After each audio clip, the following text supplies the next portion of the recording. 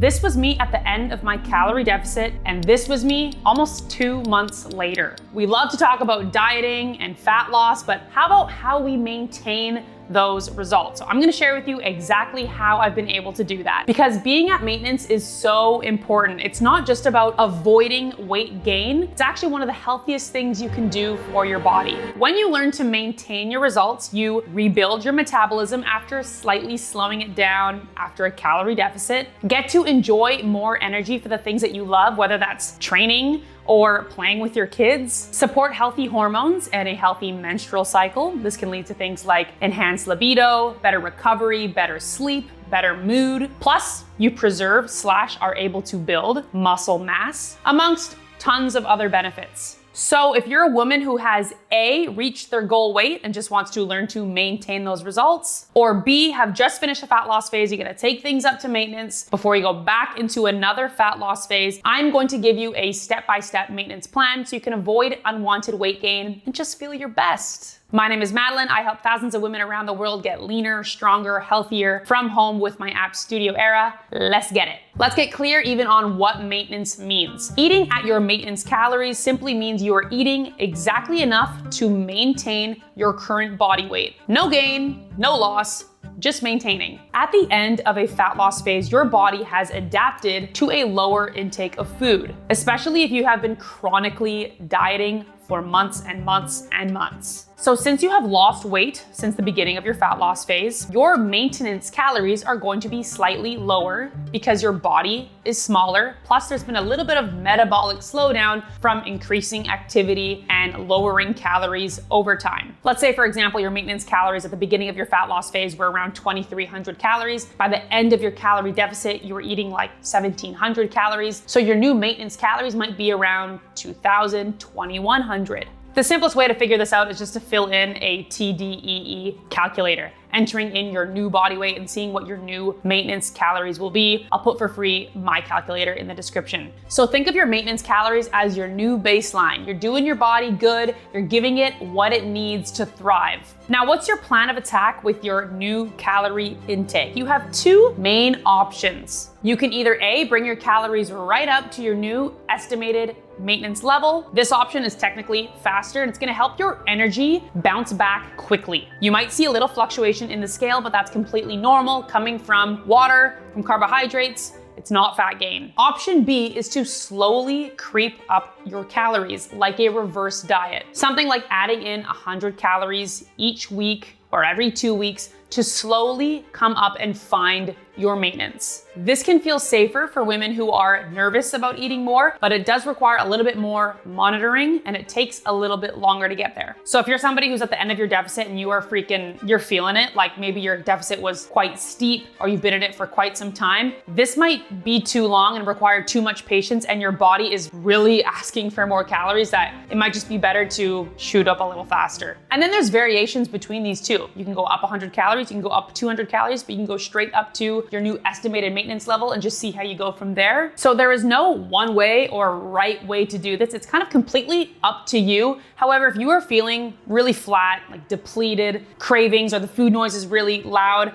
I recommend getting at least 300 calories extra onto your day right off the bat, just to replenish and start to feel better. That being said, you can take it as slow or as fast as you'd like to. You just wanna make sure that you don't just go as a free-for-all and add 1,000 calories. You're probably going to see some big scale fluctuations there. Now you might be thinking, won't I gain weight? How do I make sure I do not gain weight? And I totally get it. Remember, if you were losing fat prior to this, you were in a calorie deficit, meaning that you need to add a chunk of calories to then get back to baseline, and then another chunk of calories to then be in a surplus. So don't be afraid, because your body was losing fat, meaning that you still have to come up to a maintenance level to be able to maintain. Yes, the scale number might go up a couple pounds, and that is completely normal, okay? Your body is adjusting to a higher calorie intake, and more food holds more water, it just weighs more. It can take a few weeks for your body to adjust to the new calorie intake. That's exactly actually what happened to me. So just be patient, it will level out. And if you know that you're gonna be really stuck looking at that scale, honestly, just hide it. Just put it away. It's gonna take away the joy.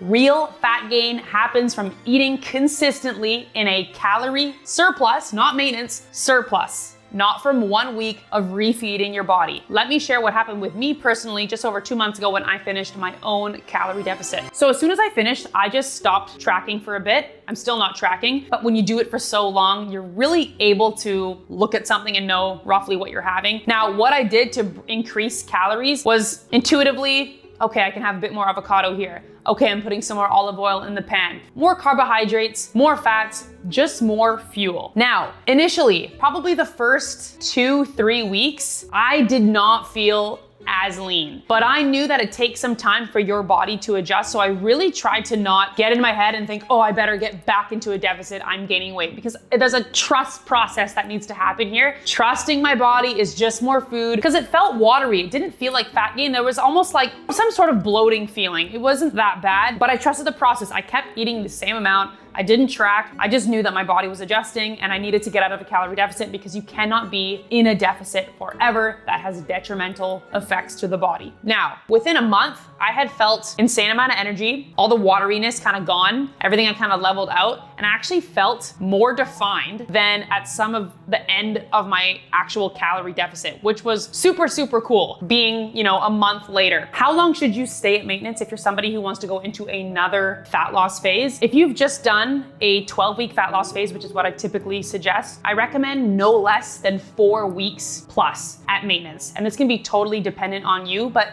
nothing less than 4 weeks. Give your body the adequate time to rebuild metabolism, right? Level out cravings. Just that psychological relief is so, so, so important for you to go in and effectively do another fat loss phase. Plus your hormone health, just your overall health, cravings, all that stuff. We want that to find its happy place and be in a safe place before we go in and do another fat loss phase. Now, here's how to maximize your results at maintenance, because often I think women feel like they're putting their results on pause. It's just like this nothing phase, when really it's actually an opportunity to thrive. Number one, put your extra energy to good use. Crush your workouts, go lift heavy, go push for progressive overload, go do some fun, feel-good cardio. Just use that energy. This is where your body can get stronger, fitter, feel more tight and defined. You finally have the energy to build and recover effectively, so take advantage of that. Number two, this is a big one for avoiding the unwanted fat gain. Keep your step count consistent. Don't fall into the trap of, oh, diet's over, I'm gonna just increase calories and I'm going to reduce my movement. If you're gonna increase your food and reduce your activity, you can expect pretty soon some unwanted weight gain. So as you bring food in, keep your steps and your daily activity the same, okay?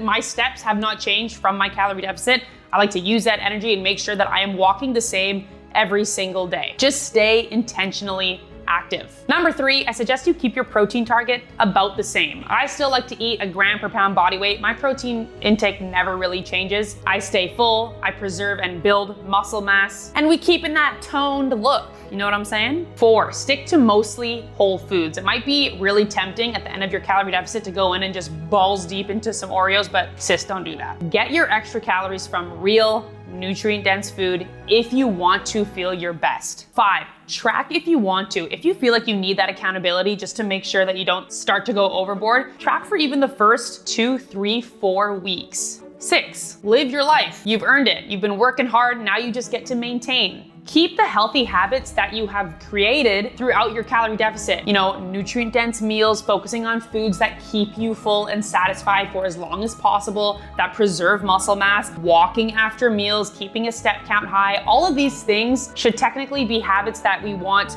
to just be our healthiest self. And now you're just doing it all at maintenance. Eating the foods that you were eating in your calorie deficit, lean proteins, fruits and vegetables, these are the foods that are gonna help you easily maintain your results. It's as soon as you start dipping into the very calorie dense processed foods, you get excited about extra calories, where all of a sudden you find yourself slipping and cravings starting to rise. So I highly recommend that you stick to your whole nutritious foods most of the time. Now, how do you know if you are maintaining successfully? The scale is in a 1 to 3 pound range. Energy is lit. The workouts feel strong. The hunger is manageable, and the clothes still fit well. Be patient with this process. Stick to the plan.